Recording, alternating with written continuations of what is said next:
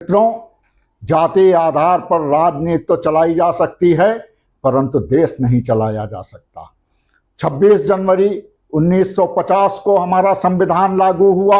संविधान के लागू होते ही SC ST आरक्षण लागू हो गया। आज 76 साल आरक्षण के हो चुके हैं और इन 76 साल में अगर हम 25 साल के अंदर जोड़ें तो कोई भी बच्चा आज का जो पैदा होता है 25 साल के अंदर उसकी शिक्षा दीक्षा कंप्लीट हो जाती है और उस शिक्षा दीक्षा कंप्लीट होने के बाद वह अपनी रोजी रोटी की दिशा में काम करने लगता है।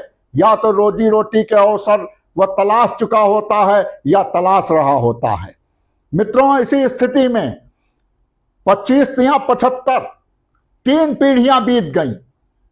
आरक्षण लागू किया गया था समाज के दबे कुचले वंचित लोगों को समाज की मुख्य धारा में लाने के लिए, ना कि किसी की जातिगत वंशानुगत यह धरोहर बनाई गई थी।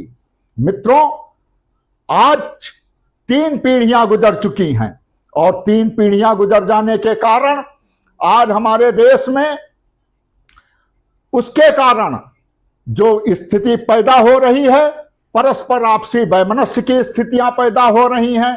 समाज का एक वर्ग हाई मेरिट पर सेलेक्ट हो रहा है और दूसरा वर्ग माइनस की रीडिंग पर सेलेक्ट हो रहा है और उसके बाद वह कहता है कि मुझको साहब सम्मान नहीं मिलता। सम्मान कहां से मिलेगा? सम्मान हमेशा योग्यता का मिलता है। मित्रों, आज जरूरत इस चीज की है कि आरक्षण की जो स्थिति है वह आर्थिक आधार पर होनी चाहिए, क्योंकि इसी वर्ग में ही जो वर्ग आरक्षित है, इसी वर्ग में ही एक वर्ग ऐसा तैयार हो चुका है जो कि संपूर्ण आरक्षण को समायोजित कर ले रहा है। इसी में ही आज 75 साल में एक पीढ़ी तैयार हुई, उसके बाद उसके बच्चे अच्छी शिक्षा दीक्षा पा करके, अच्छा भरण पोषण पा करके एक अच्छी स्थिति में उन्होंने अपना जीवन यापन किया और उसके बाद वो बच्चे आगे आकर के आरक्षण को का कोटा समाहित कर लेते हैं। इस तरह से 3 पीढ़ियां बीत जाने के बाद एक जो वर्ग तैयार हुआ इन्हीं के ही बीच, वो वर्ग आज आरक्षण का पूरा उपभोग कर रहा है और आरक्षण का पूरा लाभ ले रहा है। लेकिन वास्तव में जिन लोगों के लिए आरक्षण लागू किया गया था, जिन दलित वंचित दबे कुचले लोगों के लिए आरक्षण लागू किया गया था, वह आज भी राशन कार्ड जैसी छोटी मोटी सुविधाओं को पा करके खुश हैं और उनको जो है उनको बरगलाया जा रहा है, उनको उच्च वर्ग की जातियों से जो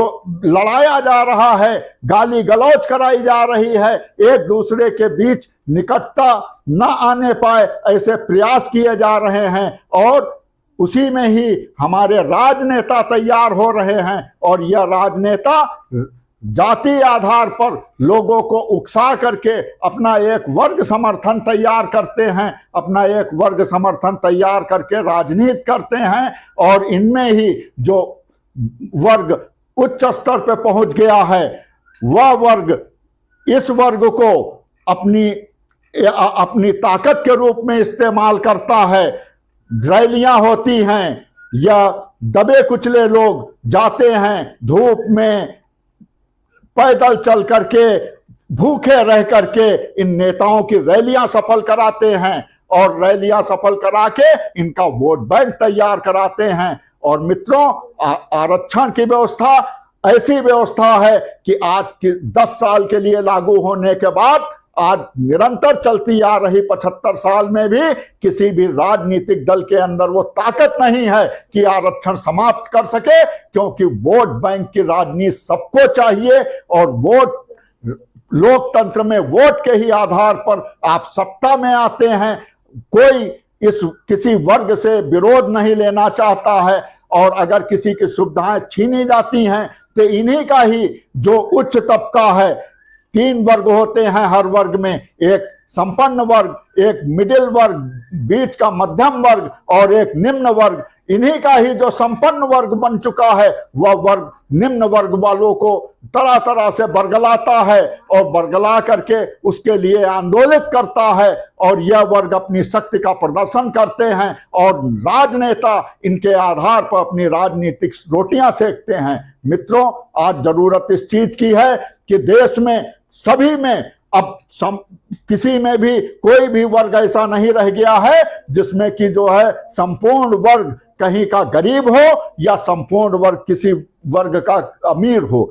मित्रों, आज सब में एक तरह का मिश्रण हो चुका है, गरीब अमीर सभी में हो चुके हैं।